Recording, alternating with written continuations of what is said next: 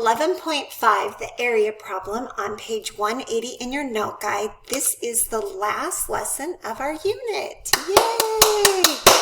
All right, so we are going to investigate how to model application problems involving area under a curve, which is connected to calculus. So, starting off with just a simple problem, we know that rate is equal to distance divided by time. So again, the triangles mean change in distance over change in time. And so it says if it takes you 2 minutes to travel 1 mile from your house, how fast were you traveling? So we went 1 mile. Oops, that's an M.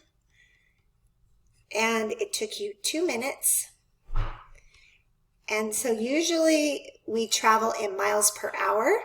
So we'll change those minutes to hours. So in 60 minutes, there is 1 hour. Then we can cancel. So minutes will cancel with minutes. That gives me miles per hour. And so 60 divided by 2 is 30 miles per hour.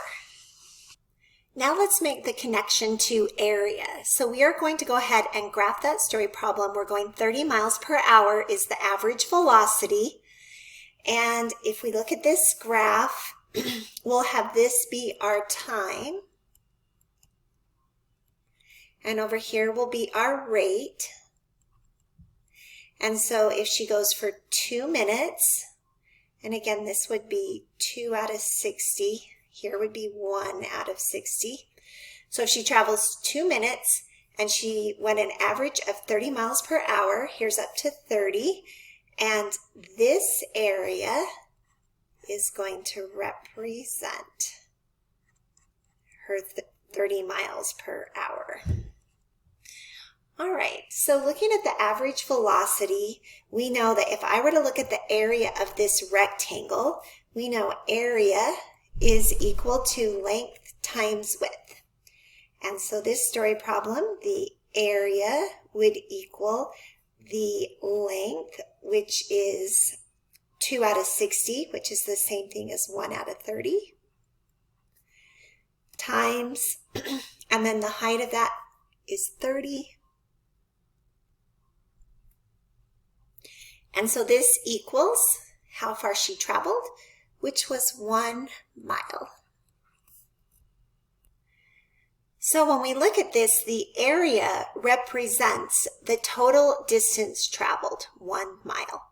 Now we're going to look at the graph of the instantaneous velocity. So let's say she was not going a constant rate of 30 miles per hour. Let's say that she was at stop, and then at 1 minute, she's here at 30 miles per hour. And at 2 minutes, she's accelerated up to 60 miles per hour. So looking at this, we're still going to have the x-axis be our time, and the y-axis is our rate. And you can see her time, she still went for 2 out of 60 for 2 minutes. And this time she traveled up to 60 miles per hour. So now I'm going to find the area of this triangle under the curve. So we know that this is a right triangle, and the area for a right triangle is 1/2 base times height. And so the area of this is going to be 1/2. The base is 1/30, 2/60 reduced. And the height is going to be 60. And when I multiply this out, I still get 1 mile. So she traveled 1 mile. Now we're going to look at approximating area under a curve. So Riemann sum is the sum of the areas of rectangles that we make underneath a curve.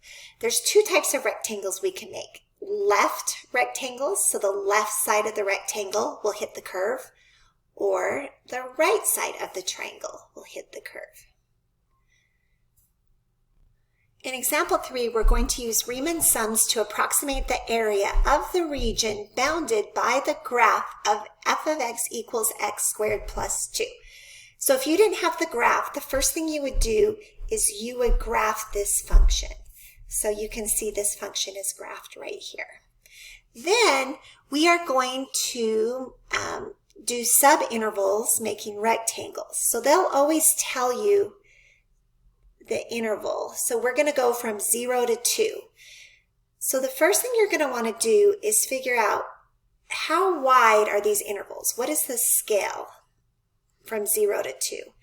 And so you'll take the interval that you're looking at, subtract it, and divide by how many subintervals you want. We want 4 rectangles. So this gives me 2/4, which equals 1/2. So what that means is I am going to break this graph up into 4 subintervals. So the left side's going to hit the function, then I'm going to travel 1/2. Left side will hit the function, then I'm going to travel 1/2. Left side will hit the function, then I'm going to travel 1/2, and the left side will hit the function. So we're going to try to find an approximation of the area underneath this curve. Now, we know it's not going to be perfect because when I find the area of those rectangles, I've left out this part here, here, here. So it's actually an underestimate, but regardless, it's still an estimate. The next thing we need to do is then find the area of the rectangles. We know area of rectangles equals length times width. So the width on all these is really easy. The width of all these rectangles is 0.5, and that's what delta x was. So our change in x, we're changing by halves. Now the height of these rectangles, do you see how x is 0 here? So what would f of x be? So basically, if I find f of 0, meaning I plug 0 in to the function, what do I get out? So if you come up here to the function, 0 squared is 0 plus 2 equals 2. So the height of that rectangle is 2. And you can easily see it on the graph. From here to here is 2. So then you're going to just go ahead and find the area of that rectangle. So if you do 0.5 times 2, then you're going to get 1. So the area of that rectangle is 1. All right, let's find the area of the next rectangle. So the next rectangle, this point here is at 0.5. So if I find, for rectangle 2, if I find f of 0.5, which means I'm going to take this function up here and I'm going to plug in 0.5, or 1/2. So what's 1/2 squared plus 2? Well, 1/2 squared is 1/4, and 1/4 plus 2 is 2 1/4. If you wanted to use the decimal, you could, which would be 2.25. So the height of this rectangle is 2.25. So again, now you'll do width times length. So take 2.25 and multiply it by 0.5, and you're going to get 1.125. All right, let's look at the third triangle. So the third triangle, again, we know the width, it's 1/2, but what's the height? We can tell the height just by looking at the graph here. You can see the height is 3. If you wanted to check it, then you would find f of 1. So this is 1. So 1 squared plus 2 is equal to 3. So 3 times 0.5 is 1.5. So this rectangle has an area of 1.5. All right, let's look. And again, here's the formula if you wanted it for number 3. What I'm doing is I'm doing 0.5, and then I'm multiplying it by f of 1, which equals 0.5 times 3, which is going to be equal to 1.5.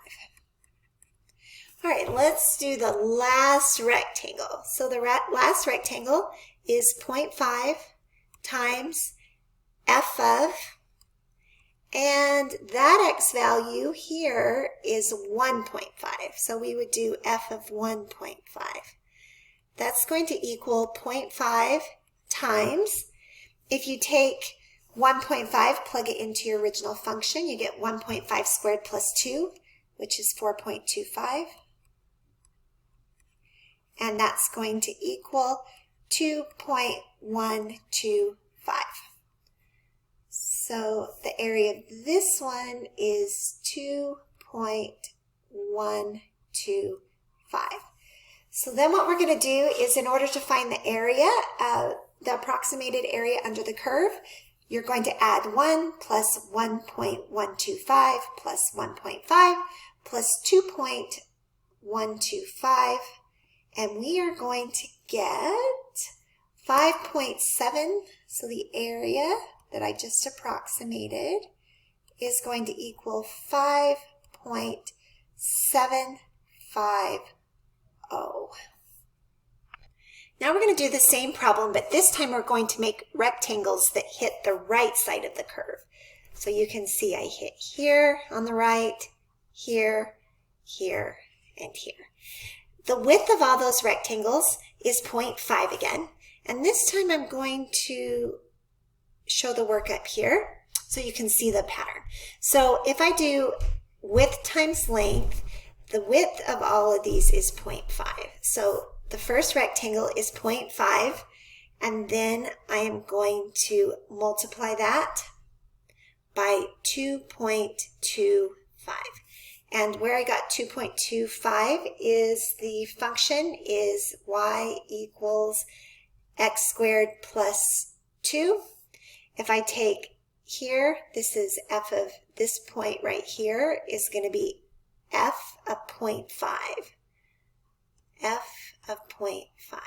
So if I take 0.5 and square it plus 2, I get 2.25. Number 2. Well, let me get that answer. So 0.5 times 2.25 is going to be 1.125.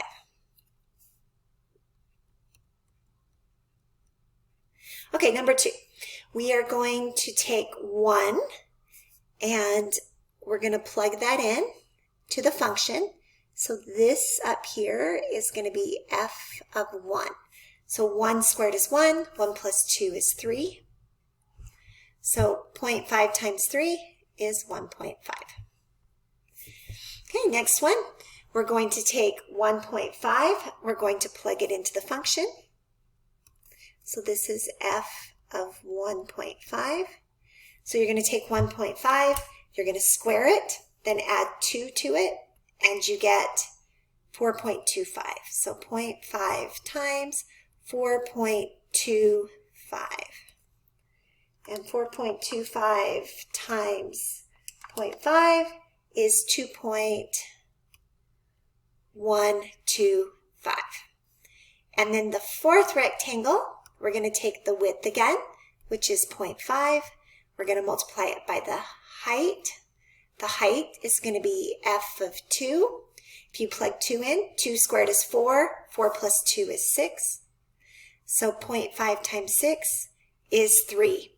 Now I want you to notice I took 0.5 times all those numbers. So in the future, you could take 0.5 and multiply it to 2.25 plus 3 plus 4.25 plus 6. And that's going to be a little bit quicker. The total area is 7.750.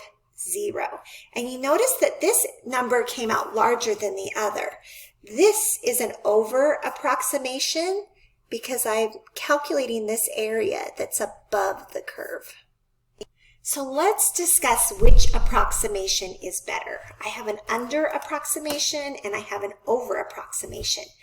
So truly, if I want the best approximation so far, then I can take 5.750 and I can just find the average plus 7.750, and I can add those together and divide by 2.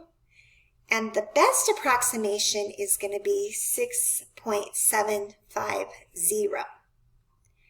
Now this is where calculus comes in, because if I have this curve and I want to find the area underneath this curve, I can make an approximation using Riemann Sum, but if I use calculus, this is what we're going to do. We're going to have the limit of those widths of rectangles approach 0. And so I'm going to keep drawing rectangles inside underneath the curve. And what's going to happen is as I take the width of those rectangles and I make that width move to 0, I'm going to draw more and more rectangles under here. And eventually it's going to fill in to where I am actually calculating the area underneath that curve. And so delta x, which is the width of your rectangles, the limit of delta x is going to approach 0. And this is what we call an integral. And an integral, the notation is going to look like this. And if I'm looking at a sub-area between 0 and 2, we'll write 0 and 2. And then we are going to write the area of those rectangles. So I've got x squared plus 2. And I'm going to multiply, that's the length, that's how I found the length of the rectangle. I'm going to multiply that by delta x, which is the width of that rectangle. So this brings us to the definition of an integral. So in calculus, there's going to be two main concepts you're going to work on: finding the derivative and finding the integral. And these are both very key to calculus, and they're super powerful. There's lots of real-world applications with these, looking at velocity, displacement, volume, electrical engineers, all sorts of things. So looking at integral,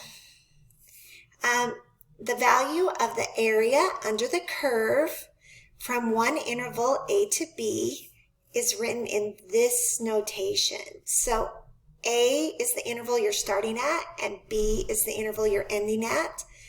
F of x is referring to your function, which is representing the length, and dx is representing the width. And you read it as the integral of f of x dx from a to b. Here's another version of that same thing. The reason why we have a limit is the number of rectangles are going to approach infinity to give us that true area. And this is just referring to the length, and this is referring to the width. So first, the limit has to exist. If the limit exists, then we can say f is integrable on a to b. So on example 4, we'll do it by Riemann Sum, and then we'll also use our calculator to find the exact value. Y equals 2 over x, the x-axis, we want to go from 1 to 2 in 5 subintervals. So delta x is going to equal, again, delta x is the width of those rectangles, is going to be 2 subtract 1 divided by 5. And so we're going to be doing subdivisions of 1/5 or 0.20. So here, delta x is equal to 0.2. So if you look at these rectangles, the first thing you do is you draw the function y equals 2 over x, and that's a rational function, but we're zooming in on just this part of the function. And we're going to box it in with the x-axis. So we're looking for the area. This one is hitting the left side of the function. So you can see those rectangles are going to hit the left side of the function, where this one hits the right side of the function. So Riemann sum will use length times width. Since the width is 0.2 on the left side, we can do 0.2 times. And then here you're going to find f of 1, and then you'll find f of 1.2, f of 1.4, f of 1.6, and this last one, f of 1.8. All right, so if you find f of 1, you put 1 in for x. 2 over 1 is 2.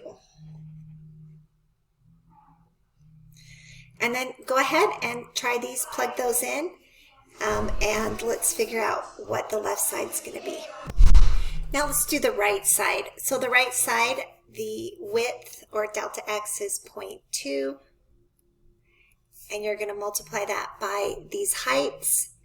And again, you're going to find, this time you'll find f of 1.2 plus f of 1.4 plus f of 1.6 plus f of 1.8 plus f of 2.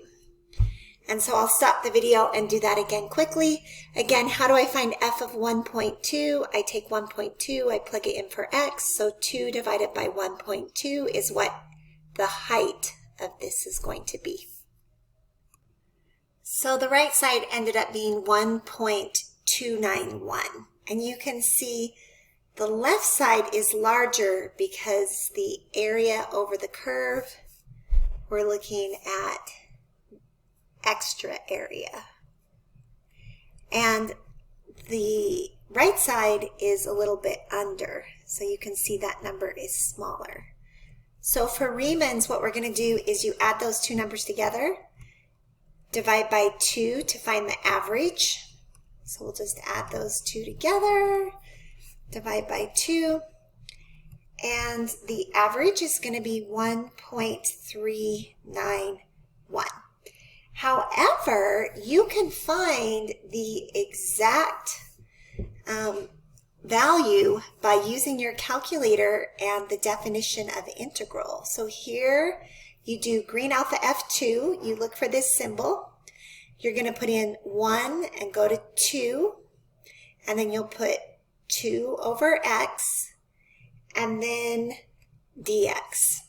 And if you do that, you are going to get 1.386. And this estimate is so close that we actually consider this the exact value. In this problem, you can use your calculator and plug this in to see what you get when you find the area under the curve.